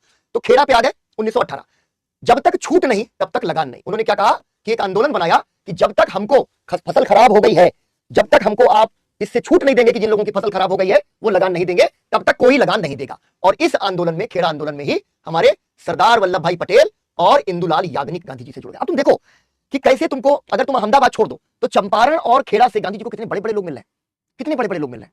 वल्लभ भाई पटेल मिल गए, जेबी कृपलानी मिल गए, राजेंद्र प्रसाद मिल गए, मजहरुल हक मिल गए, यानी गांधी जी के साथ जो जीवन भर काम करने वाले लोग हैं वो इन आंदोलनों से गांधी जी को मिल गए। खेड़ा के बारे में याद रखना कि सर्वेंट्स ऑफ इंडिया सोसाइटी जो हुआ करती थी, कौन चलाता था? गोपाल कृष्ण गोखले, उनके सदस्य भी इसमें शामिल थे। और सरदार वल्लभ भाई पटेल के बड़े भाई विट्ठल भाई पटेल भी इस आंदोलन में साथ आ गए। गांधी जी ने इस आंदोलन को, अच्छा ये बढ़िया बात क्या है कि इसमें से अभी भी कांग्रेस कहीं नहीं है, गांधी जी कांग्रेस से नहीं लड़ रहे हैं। गुजरात सभा खेड़ा में बना दी, गुजरात सभा, और आखिरकार सरकार को पड़ा झुकना कि जो लगान देने में समर्थ हो केवल वही लोग लगान दें। तो ये 3 शुरुआती आंदोलन हो गए। अब ये पैरेलल एक धारा चल रही है, लेकिन यहां पर जो एक महत्वपूर्ण चीज अब हम देखने जा रहे हैं कि गांधी जी आ गए हैं, 3 छोटे छोटे आंदोलन है और उन आंदोलनों में उन्होंने सफलता प्राप्त कर ली है। होम रूल लीग का आंदोलन समाप्त हो गया है, बहुत दिनों तक लंबा नहीं चल पाता है, तिलक की तबीयत खराब हो जाती है और एनी बेसेंट भी काफी निष्क्रिय रहने लग जाती है। अब क्या होगा, जैसे ही देश में कुछ गर्मी बढ़ने लगती थी, ठीक है ना, गर्मी बढ़ने लगती थी। अच्छा हिमांशी, कल मैं कंफर्म कर दूंगा, ठीक है बेटा, इसको दो, मैं एकदम प्रिसाइसली तुमको जो है ना, जो ऑथेंटिक किताबें हैं उन्हीं से देख करके मैं इसको सही क्रम लगाऊंगा। लेकिन इसका क्रम यही है, जहां तक मुझे याद है कि चंपारण अहमदाबाद खेड़ा, चंपारण खेड़ा और अहमदाबाद नहीं है, अहमदाबाद और खेड़ा। तो मुझे एक बार कंफर्म कर लेने दो। कभी कभी सारे टीचर्स हम लोग जितने भी होते हैं, खासतौर पर एकेडमिक से आए हुए, उनका क्या होता है कि ये छोटे छोटे फैक्ट्स से ज्यादा जो है, ये सभी वकील नहीं, कृपलानी इसमें प्रोफेसर है, बाकी वकील है, ठीक है, स्पेक्ट्रम भी दिया है, मुझे कल देख लेने दो। कभी कभी ये फैक्ट्स को लेकर के थोड़ा सा इधर उधर चीजें होती हैं, मैं बाकी टीचर्स की तरह नहीं, मतलब हाँ ठीक है, नहीं यही सही होगा, नहीं मुझे क्रॉस चेक कर लेने दो, कल मैं इसको कंफर्म कर दूंगा, ठीक है। अब आ जाओ जरा, अब क्या होता है कि एक तो आंदोलन का क्रम चल रहा है, क्या हम लोगों ने देखा कि क्रांतिकारी आंदोलन चल रहा था, उसके बाद होम रूल का आंदोलन चल गया, होम रूल के आगे और बढ़ गए, तो अभी हम लोगों ने गांधी जी के 3 आंदोलन देख लिए। एक तो ये चल रहा है, आंदोलन चल रहा है, दूसरी तरफ अंग्रेज भी तो चल रहे हैं, अंग्रेज भी तो चल रहे हैं। अब यहां पर क्या हुआ है, एक तरफ आंदोलन में नए चरण की एक आहट मिलनी शुरू हो गई कि भाई कुछ ना कुछ तो अब ऐसा होने जा रहा है जो नया है, ठीक है। जैसे हमने देखा कि एक बार फिर से होम रूल लीग, ठीक है। दूसरी चीज क्या बनी कि गांधी जी के 3 प्रयोग, ठीक है, ये बन गए। अब इनके साथ क्या होगा यहां पर कि नए चरण की आहट अंग्रेजों को मिल गई। जब उनको नए चरण की आहट मिल गई तो वो हमेशा क्या करते थे, सुधार का चारा फेंकना, ताकि लोगों को लगे कि अंग्रेज जो है वो सुधार करेंगे, ठीक है। तो यहां पर क्या हुआ कि 1919 आते आते अंग्रेजों ने सुधार का चारा फेंका कि भैया हम फिर से संवैधानिक सुधार करने को तैयार हैं। और यहीं से निकला 1919 का जो है मॉन्टेग्यू चेम्सफोर्ड एक्ट। और ये जो मॉन्टेग्यू चेम्सफोर्ड एक्ट है, ये पहले की तुलना में एक और चरण आगे सुधार कर देता है। देखो अंग्रेजों का सुधार का क्या सिस्टम है, अंग्रेज जो है ना एक स्लोप बना रहे हैं। अगर तुम देखो ना कि संवैधानिक सुधार, ऐसे हम देखें संवैधानिक संवैधानिक सुधार, और संवैधानिक सुधार में अगर हम देखेंगे तो ये है विभिन्न एक्ट्स, ठीक है। तो ये है रियायतें, रियायतें यानी रियायत, रियायत का मतलब छूट, ठीक है, छूट या रियायतें। तो यहां अंग्रेज ढाल पर गिरते चले जा रहे हैं, यानी छूट पर छूट, छूट पर छूट। 1919 में आकर के उत्तरदायी शासन, ठीक है, उत्तरदायी शासन की ओर ये बढ़ गए। कुछ कुछ मामले इनको जो है क्या करने होंगे, जो है वो हस्तांतरित करेंगे, ठीक है। अभी इसको देखना, उत्तरदायी शासन क्या हुआ।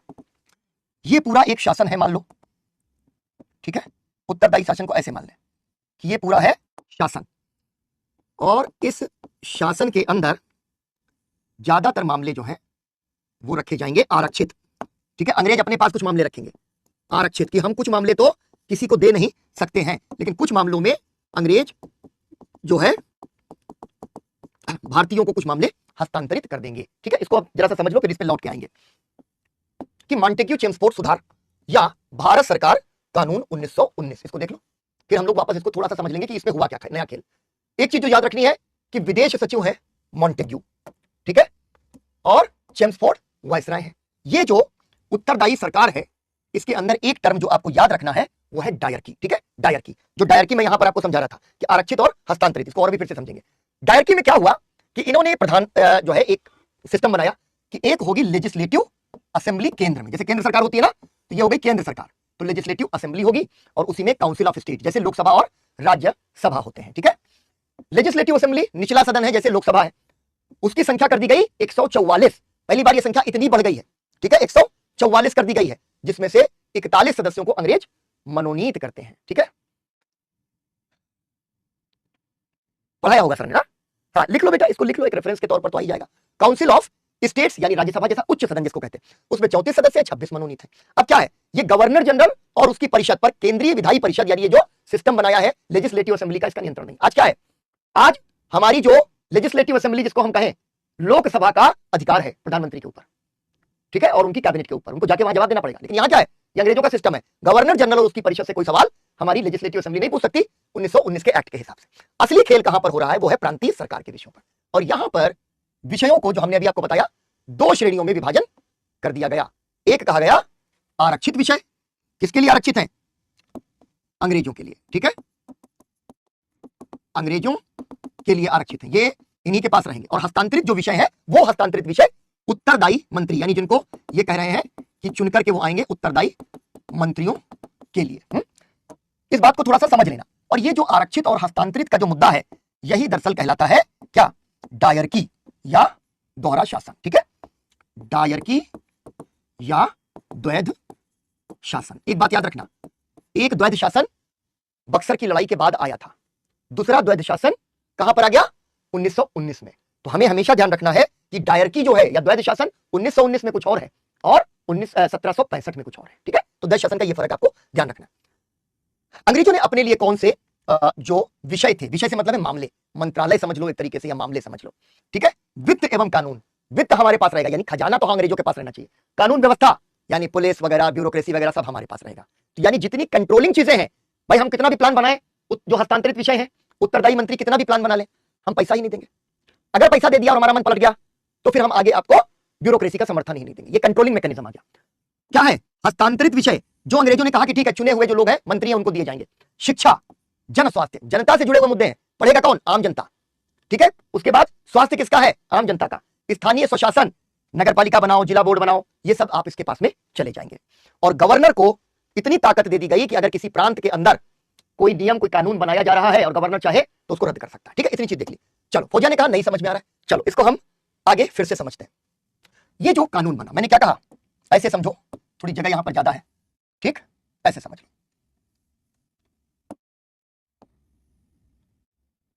ठीक है। ये हो गए, ये पूरा एक शासन व्यवस्था है, ऐसे मानो कि ये पूरी की पूरी शासन व्यवस्था है, शासन व्यवस्था। और इस शासन व्यवस्था के भीतर ये है आरक्षित विषय। अभी आपको समझ में आ जाएगा, आरक्षित विषय। आरक्षित किसके लिए है, अंग्रेजों ने अपने लिए इनको आरक्षित कर लिया, अंग्रेजों के लिए, ठीक है। अंग्रेजों के लिए इसमें क्या क्या हो गया, एक तो हो गया वित्त और दूसरा हो गया कानून व्यवस्था। और ये शासन व्यवस्था जो है, इसमें एक चीज और भी लिख लेते हैं कि ये प्रांतीय शासन व्यवस्था है, यानी प्रांतों के लिए ये शासन की व्यवस्था बनाई गई है। तो आरक्षित विषय आप लोग समझ गए, ये आरक्षित विषय बना दिए गए हैं। ठीक, इसको डायग्राम को ऐसे खींच डालो, ये अंग्रेजों के लिए आरक्षित विषय हो गए। दूसरा क्या है, यहां पर इन्होंने कहा कि हम कुछ विषयों को भारतीयों के लिए हस्तांतरित कर देंगे। हस्तांतरण क्या मतलब होता है, हमने उनको दे दिया, ठीक है ना, कि बिल्कुल ज्ञानेश एकदम सही, कि यहां पर जितने भी जिम्मेदारी वाले यानी वित्त कानून व्यवस्था वो अंग्रेजों ने अपने पास रख लिया और कुछ मुद्दे उठा के कहा, अच्छा तुम भारतीयों, तुम्हारी बड़ी डिमांड थी कि तुम स्वशासन करना चाहते हो, तुम स्वशासन यहां अपना करो। तो उसमें क्या आ गया, उसमें आ गया शिक्षा, स्वास्थ्य, ये सब आम जनता से जुड़े हुए मुद्दे हैं।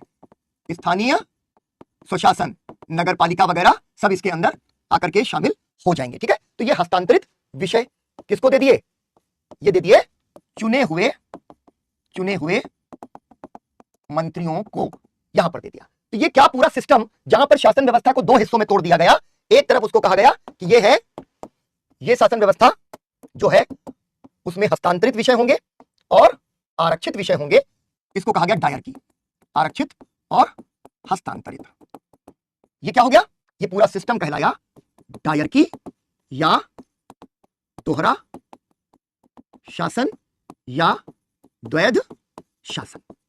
ठीक है, इसको तुम ऐसे समझो कि ये है हमारा 1919 का भारत सरकार अधिनियम। ठीक है, अंग्रेजों को लगा कि हमने कोई बहुत बड़ा तीर मार दिया है, तो जाहिर सी बात है कि भारतीय हो जाएंगे खुश। लेकिन अब मामला बहुत बदल चुका है।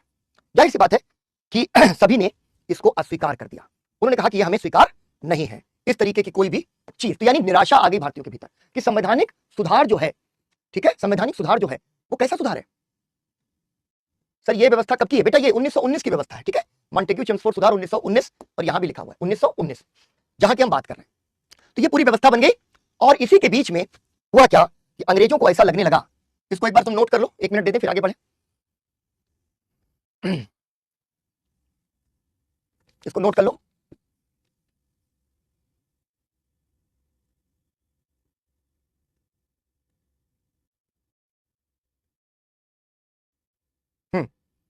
ठीक है, चलो। और यहां पर इस व्यवस्था के बाद में कांग्रेस ने इसको बुरी तरीके से नकार दिया। कांग्रेस ने कहा कि नहीं, हम इसको स्वीकार नहीं करते हैं। तो एक तरीके से अंग्रेजों का जो दमनकारी शासन था उसके बीच से एक सुधार, एक तरफ सुधार और एक तरफ से दमन, यही उनका तरीका हुआ करता था। ठीक है, दोहरा तरीका, अंग्रेज भी दोहरा तरीका अपनाते थे। अंग्रेजी राज का दोहरा चरित्र, इसी के बीच में वो कंफ्यूज करना चाहते थे। एक तरफ क्या कहते थे, एक तरफ करते थे सुधार का चारा, सुधार का लालच देते थे। ठीक है, ऐसे समझ लें कि भैया हम संवैधानिक सुधार कर रहे हैं, और दूसरी तरफ क्या करते थे, दमनकारी नीतियां, कि भाई ज्यादा जो है हमें बढ़ावा नहीं देना है किसी भी तरीके के आंदोलन का, तो दमनकारी नीतियां, ये दमनकारी नीतियां भी हैं। और एक तरफ सुधार आता है और दूसरी तरफ दमन आ जाता है। ठीक है ना, दूसरी तरफ दमन आ जाता है। कांग्रेस ने 1919 के एक्ट को निराशाजनक कहकर के अस्वीकार कर दिया। ठीक है, ये ज्ञानेश आपको ध्यान रखना है। दमनकारी नीतियां, रौलट एक्ट, इसी के बीच में एक एक्ट पारित हो गया, रौलट एक्ट। और रौलट एक्ट जो कह रहा था वो दरअसल बहुत ही खतरनाक चीज थी। रौलट एक्ट क्या था, रौलट एक्ट ने कहा कि हम बंदी प्रत्यक्षीकरण, तुम लोगों ने पॉलिटिकल साइंस में पॉलिटी में इसको पढ़ा होगा, ठीक है सर अभी बना नहीं है, अच्छा अच्छा अच्छा, ठीक, रुको मैं ऐसे कर देता हूं, ये तो हो गया था, ये वाला देख लो, इसको बना लो ऐसे ही। ठीक है, ये तो बन गया होगा, जल्दी से इसको खत्म करो। अभी आ गया,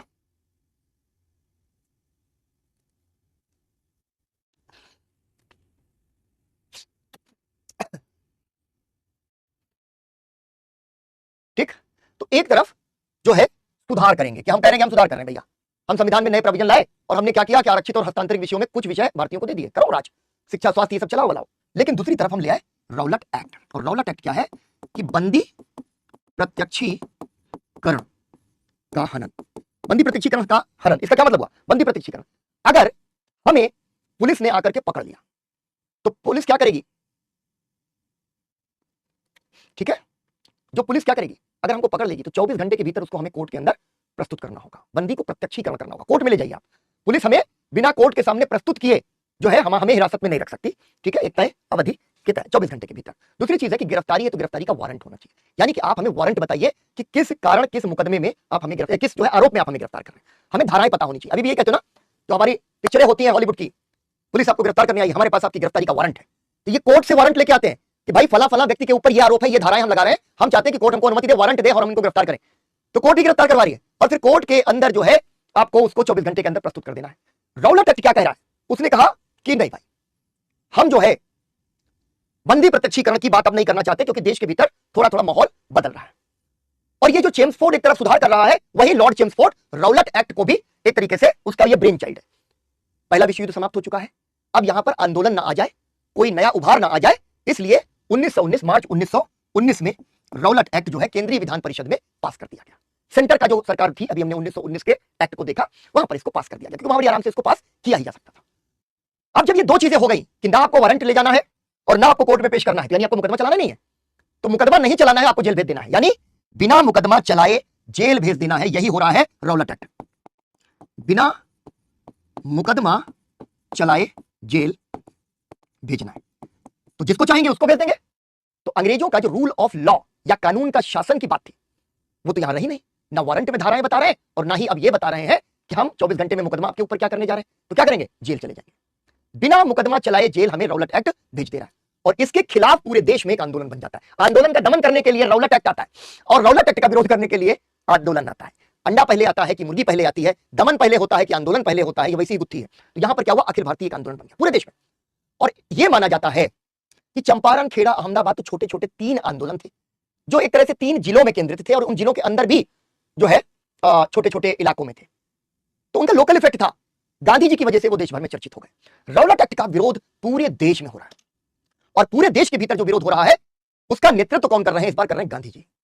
गांधी जी अब आ गए हैं सेंटर स्टेज पे, अखिल भारतीय आंदोलन, और ये पहला ऐसा अखिल भारतीय आंदोलन है जिसका गांधी जी नेतृत्व कर रहे हैं। तो प्रीलिम्स में अगर सवाल आ जाए कि निम्न में से कौन सी, किस आंदोलन में, किस अखिल भारतीय आंदोलन को गांधी जी ने नेतृत्व प्रदान किया, तो उसमें असहयोग आंदोलन या खिलाफत आंदोलन के साथ अगर रौलट एक्ट विरोधी आंदोलन है तो आपको रौलट एक्ट विरोधी आंदोलन पर टिक करना है, ठीक है ना। तो यहां पर रौलट एक्ट के विरोध में आ गया बहुत ज्यादा एक आंदोलन शुरू हो गया। अब कैसे, गांधी जी पहली बार अखिल भारतीय आंदोलन कर रहे हैं, तो कुछ ना कुछ तो नया होना ही है। और यहां पर हमें एक चीज देख लेनी है कि ये रौलट एक्ट विरोधी आंदोलन, हमने अभी आपको बताया कि किस तरीके से ये लॉर्ड चेम्सफोर्ड प्रथम विश्व युद्ध के समाप्त होने पर इसको ला रहा है, केंद्रीय विधान परिषद इसको पारित कर दे रहा है। मूल मुद्दा क्या है, रौलट एक्ट पे सीधा सवाल बना देंगे, क्योंकि बड़े सरल सवाल भी अब बन रहे हैं कि रौलट कानून को निम्न में से किस एक जो है कथन द्वारा परिभाषित किया जा सकता है, या रौलट एक्ट का निम्न में से किसी से संबंध था, तो आप लिखेंगे बंदी प्रत्यक्षीकरण के अधिकार का हनन। और इसी को सरल भाषा में क्या कह रहे हैं, किसी भी भारतीय को अदालत में मुकदमा चलाए बिना जेल। और यहां आ गया सवाल, वही बंदी प्रत्यक्षीकरण, अगर इसको बदल के पूछ दे, ठीक है ना, बिना अगर नहीं हो तो सर, मतलब फौजिया बताओ बेटा, इसको पलट के पूछते हैं तो बंदी प्रत्यक्षीकरण, और सरल शब्दों में पूछ दें तो पूछे कि कैसे जो है अदालत में मुकदमा चलाए बिना जेल भेज दिया जाएगा। मैंने अभी आपको बताया पहला अखिल भारतीय आंदोलन जिसमें गांधी जी की नेतृत्वकारी भूमिका, और ये पीवाईक्यू है, सीधा यही सवाल पूछ दिया। गांधी जी ने खेड़ा में कौन सा संगठन बनाया था, गुजरात सभा, याद है ना, खेड़ा में। और अब जब रौलट एक्ट विरोधी आंदोलन शुरू हो रहा है तो गांधी जी ने एक नया संगठन बना दिया, सत्याग्रह सभा। अभी गांधी जी है कांग्रेस में, कांग्रेस के साथ में तौल रहे हैं कांग्रेस को कि तुम मेरी कितनी बातें मानने को तैयार हो। अच्छा, हमें एक बार पुलिस पकड़ा था और तार्किक बात मजाक बात में बोलकर हंसा दिया तो छोड़ दिया। अच्छा, ये भी होता है सुजीत, है ये भी होता है। चलो, मतलब अब तो मेरी उम्र रही नहीं ये वाला ट्राई करने की, लेकिन बाकी तुम्हारे दोस्त इसको ट्राई कर सकते हैं। पुलिस के साथ मेरा हमेशा एक अनुभव है जो इसमें मैं जोड़ दूं, कि जो भी आप लोग चूंकि IAS IPS की तैयारी कर रहे हैं, ठीक है ना, उनको ये पता होना चाहिए, जहां अगर पुलिस से आपको मिल रहा है तो जितना ज्यादा हायर ऑफिशियल रैंक आदमी होगा वहां उससे मिलो। कांस्टेबल को अगर इसने चुटकुला सुनाया होगा तो 4 लाठी और मारा होगा, ठीक है। दरोगा को अगर जो है इसने चुटकुला सुनाया होगा, हंसा दिया होगा सुजीत ने, तो गिरबान पकड़ा होगा। जरूर ये थोड़ा सा कोई ऊपर रैंक का आदमी, CEO टाइप का आदमी हमको लगता है कि रहा होगा, तभी जो है बात बनी होगी। सुजीत हम सही कह रहे हैं गलत कह रहे हैं? मेरा अनुभव यही कहता है कि जो थोड़ा सा रैंक में सीनियर आदमी है वो पुलिस के अंदर सीरियस है और इस तरीके की ह्यूमर को अप्रिशिएट कर सकता है। नीचे का आदमी बेचारा परेशान बैठा है, ना ड्यूटी में आने का समय है, ना जाने का समय है, ठीक है ना, भत्ता मिल नहीं रहा, पेट्रोल अपना को 1000 तरीके के दबाव है, गाली गलौज दुनिया भर की। पुलिस रिफॉर्म्स की इस देश में बहुत जरूरत है। तो मैं ये सिंपैथी के साथ कह रहा हूं कि इतना फ्रस्ट्रेटिंग उनका जो है ना पूरा रूटीन होता है कि उनके पास ह्यूमर के लिए कुछ रह नहीं जाता। अगर उनसे ज्यादा स्मार्ट बनो, ठीक, तो नीचे ढाई 2-4 लाठी बजा देंगे। अच्छा, तो गांधी जी ने क्या किया, यहां पर गांधी जी ने गठित कर दी एक नई संगठन, और वो क्या है, सत्याग्रह सभा, ठीक है, सत्याग्रह सभा। यहां फिर गांधी जी ने होम रूल लीग के जो सदस्य थे, जो कभी होम रूल में सक्रिय थे, अब होम रूल आंदोलन खत्म हो गया, उनसे संपर्क किया और उसका भी नाम बदल दिया, उसका भी नाम कर दिया स्वराज सभा। गांधी जी इस काम में बड़े माहिर हैं और गांधी जी के नेतृत्व में यह काम करने की सहमति बन गई। और यहां पर यह मार्क नहीं है, लेकिन मैं तुम्हें बता दूं कि यह भी है PYQ। राउलाट एक्ट से विशेष प्रेम है। अभी तक कोई भी स्लाइड ऐसी नहीं देखी होगी जिसे एक स्लाइड के अंदर आपको 4 PYQ मिल रहे हो। यहां पर राउलाट एक्ट जो है पूछ रहे हैं, वो बार बार पूछ रहे हैं। अब गांधी जी ने स्वराज सभा और ये सत्याग्रह सभा बना दी। अब सत्याग्रह सभा बना दी तो भाई सत्याग्रही भी बना दिया, सत्याग्रही। ठीक है, कि हम सत्य का आग्रह करते हैं, हम सत्य का आग्रह रखते हैं। तो हम 3 चीजें यहां पर पहली बार दिखा रहे हैं। गांधी जी सब कह रहे हैं कि जो सत्याग्रही बन रहा है वो ये घोषित करे कि वो कानून को अस्वीकार करेगा। कानून हम मानते नहीं है, गिरफ्तार होने को हम तैयार हैं, जेल जाने को हम तैयार हैं। 3 चीजें अगर हम ये कह रहे हैं, ठीक है, 3 चीजें हम अगर कह रहे हैं तो हम सत्याग्रही। बहुत सारी और भी शर्तें हैं, अहिंसक रहेंगे, ठीक है ना, और हम किसी भी तरीके से हिंसा का साथ नहीं देंगे, खद्दर है, चरखा है, तमाम सारी शर्तें हैं, लेकिन मूल रूप से सत्याग्रही की 3 शर्तें यहां पर उन्होंने लागू कर दी।